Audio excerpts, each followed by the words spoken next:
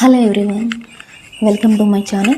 Today I am going to discuss about crisscross method. Crisscross method అనేది మనకి 9th class physical science కాన్సెప్ట్లో ఉంటుంది. So chemistry క్రిస్క్రాస్ method అనేది ఎలా ఫైండ్ అవుట్ చేయాలని చెప్పి కొంచెం కన్ఫ్యూజ్ అవుతూ ఉంటారు.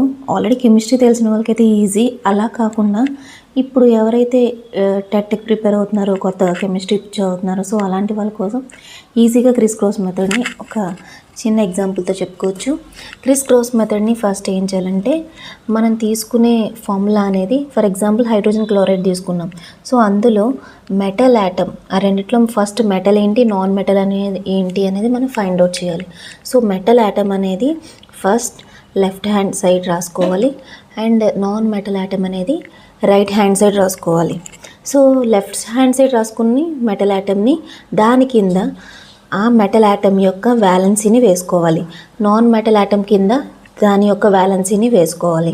సో ఆ రెండు వ్యాలెన్సీస్ని క్రిస్ క్రాస్ రాసుకోవాలంటే హైడ్రోజన్కి ఉన్న వ్యాలెన్సీ క్లోరిన్కి రాయాలి, క్లోరిన్కి ఉన్న వ్యాలెన్సీ హైడ్రోజన్కి రాయాలి.